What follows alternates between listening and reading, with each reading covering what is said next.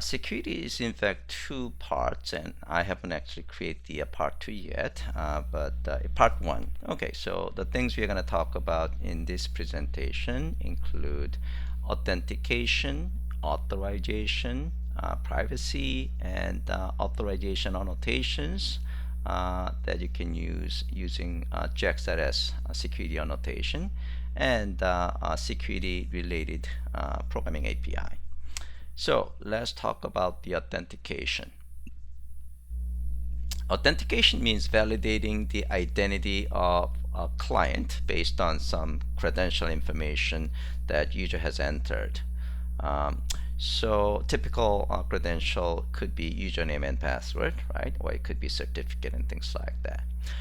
Now, the container, servlet containers which host JXRS, the RESTful application, support multiple authentication schemes: basic authentication, digest authentication, and certificate-based authentication. Basic authentication basically sends username and password in the request header in the form of what is called the base64 encoded scheme. Okay? And of course, base64 is not really secure. Anybody can actually grab that password, which is base64 encoded, and will use decoder and should be able to see the text password. So that's not good.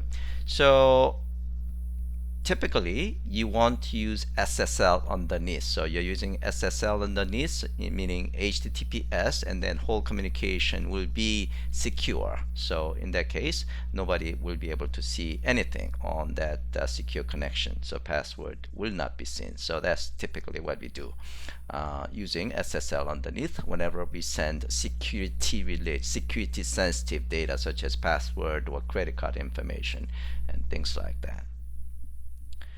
Okay, so the sequence of exchange between the client and RESTful application goes like this. Unauthorized client access is an unauthorized client will try to access one of the secure REST resource, meaning someone is trying to send the request to the URL, and that URL resource is supposed to be secure.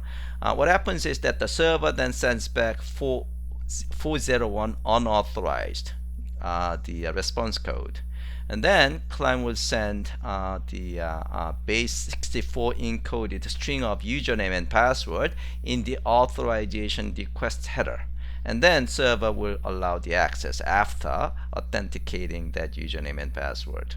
Okay.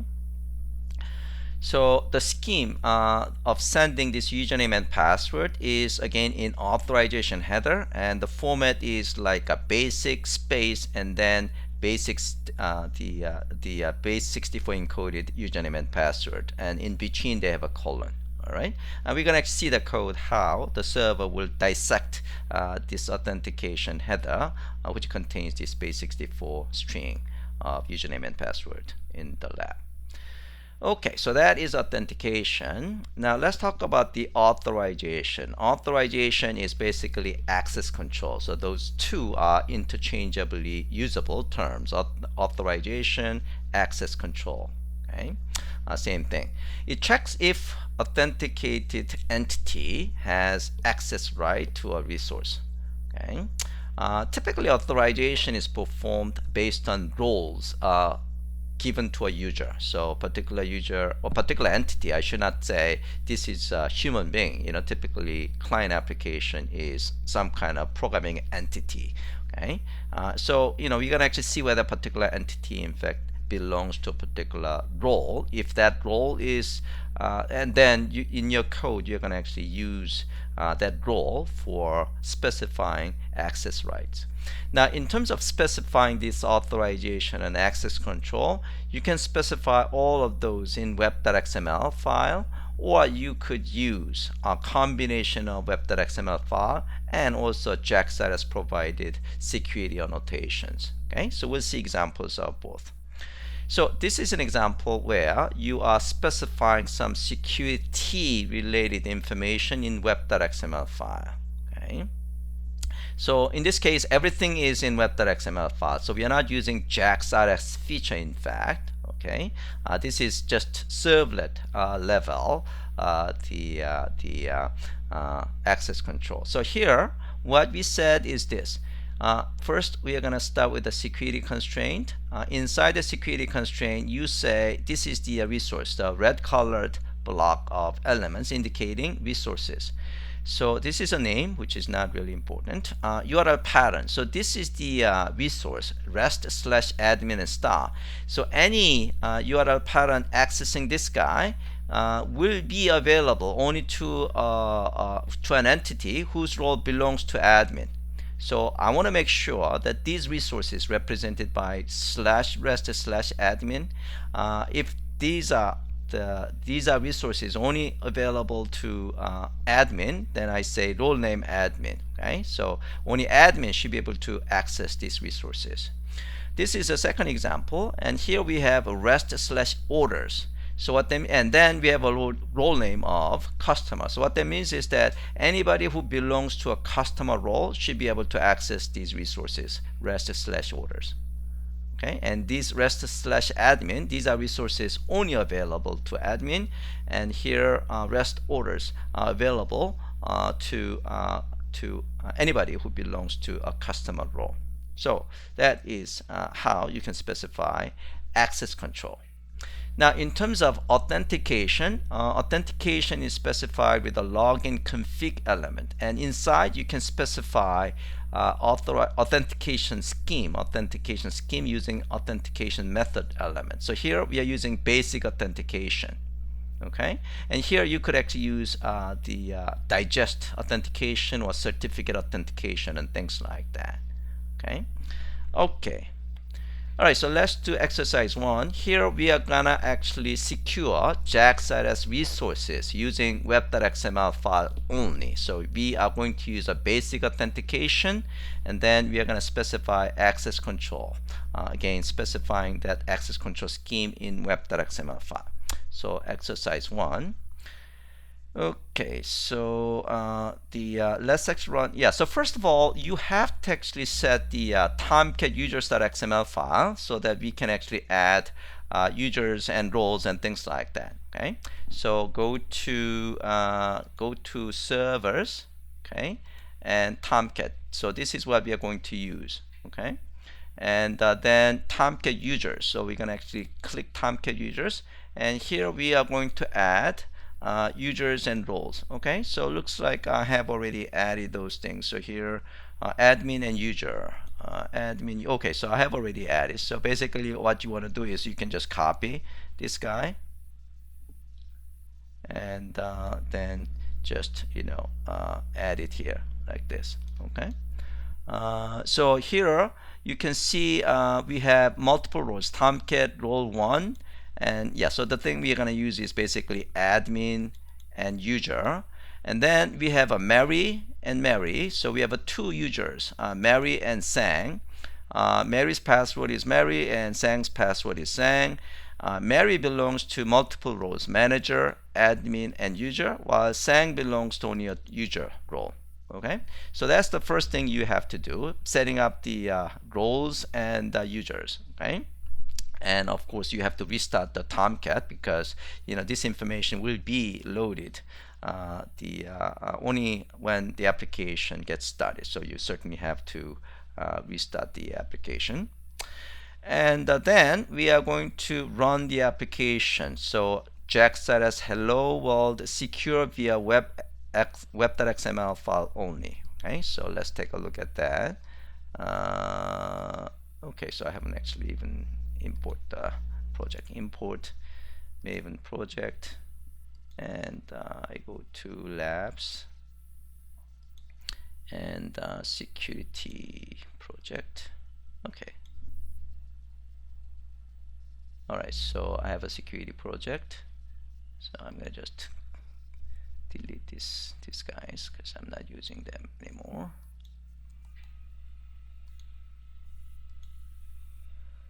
Okay, so the one that we are going to run is this guy, web.xml file only. So if you see this code, you can actually see web.xml file on the main web apps web.inf, and web.xml file. So here you can see this is the what I have in the slide. So we have defined the admin resources hello world admin, and resources hello world user.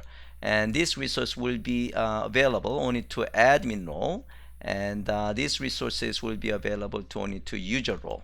And also we are using the basic authentication, and we also have to specify these security roles, admin and user, okay, in the web.xml file.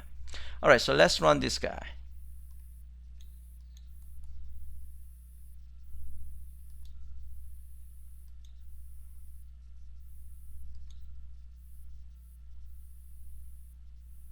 So the first thing we're gonna actually see is this browser, okay, and then we are trying to access the user resources first. Okay, so we have three resources: admin resources, user resources, and public resources. So everyone should be able to access public, but only admin should be able to access admin resource, and any user should be able to access user resource.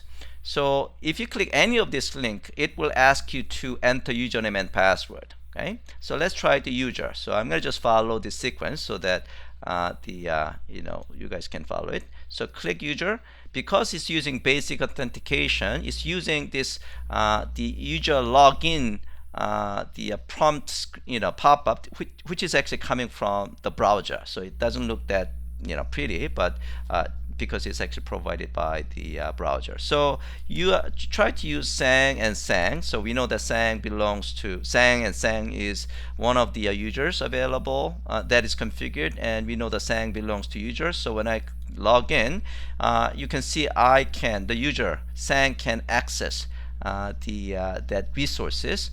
And it displays, this is from the user resources, and it also displays the username and password. Okay, so that's what you see. And now we're gonna actually go to so I'm gonna actually go to here, and if I try to access admin, right now I am Sang, I'm logged in, so the server knows it.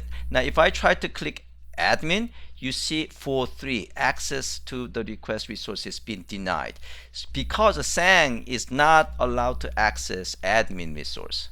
All right, so that is what you expected to see, 4.3. All right, so that's what you expect to see. Now when I actually get back to public here, I should be able to access, and anybody should be able to access, because this is available to everyone. Okay, all right, so that is what I see here. Okay. Now we're gonna actually try now the admin. Okay, so you can actually remove the cookies, because the way that I am actually accessing this page is because the cookie is being saved, right? You can actually remove these cookies using the scheme I just talked about, or you can actually use this incognito, the new incognito window. What it means is that it will start from scratch. It doesn't have any cookies and whatsoever. So basically we don't have to worry about the existing cookies or something like that. Okay, so that's what you're gonna use. Now let's actually run these applications. So application here we are talking about is so let's actually click this guy, and the one that we want to use here is here. We are going to resources. So let's actually go to the top, and we are going to see this one. All right, so now we're going to try the Mary and Mary, who is in fact the admin role. So Mary should be able to access. So we're going to actually use Mary and Mary and log in. So Mary can access admin, and Mary can access others as well. So this is from the user resource, and of course Mary should be able to access public resource as well. Okay, all right, so Mary has admin resource, so she was able to access all these resources. Okay, now if you take a look at the code, code is pretty straightforward. We have a public resource, we have user resource, and we have admin resource. And the public resource, we say public access, and then we actually call the get credentials the code. I'm going to explain that get credential code in a minute. And then we have a user resource, and then we have an admin resource. So user resource says secured with user role, and admin resource says the secured with admin role. And for each of these, it will try to display credential information, meaning username and password. So if you see this code, this is how it works. So it will get the HTTP headers object, okay, which is actually, yeah, so you can just use the HTTP headers and you get the headers, okay. Initially we're going to actually set no username and password, okay, and then we are going to get the authorization field. Authorization field should contain username and password. So if it is not null, that means request contains username and password in base 64. So we are going to get the authorization request field value.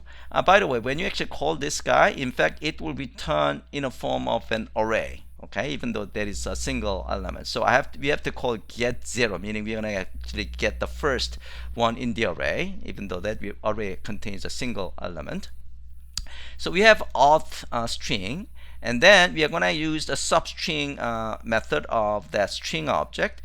Starting from base 64. So the authentication authorization will be in the format of something like this. It will actually have basic and then space and then base 64 the base 64 encoded username colon and base 64 encoded password. So this is a string that you are going to see in authorization request header. Okay, so what we want to do is we want to capture this value. So that's the reason we are using this substring. So we are going to, from this guy, first of all, we're going to actually get the length. So the length is going to be, basically 6, right? So we want to get the value from here, all right? So that is basically captured as auth.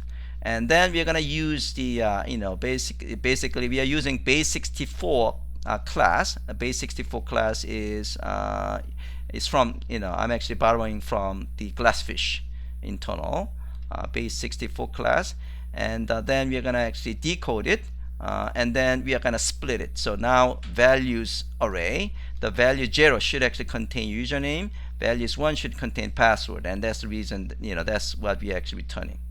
Okay, so that's pretty straightforward. And in terms of these resources, I actually mentioned already. Okay, so for your own exercise, I want you to add another role called the super admin and new username and password who belongs to super admin role, and add security to customer CLD as following. So only super admin role can perform delete operation along with get, create, update operation. Admin role can perform create and update operation in addition to get operation, and user role can only perform get operation. Okay. So I'm going to give you maybe, let's say, 5 to 10 minutes to try exercise 1. I know I'm not giving you enough time, but I'd like to finish this security presentation before 4. Okay, all right.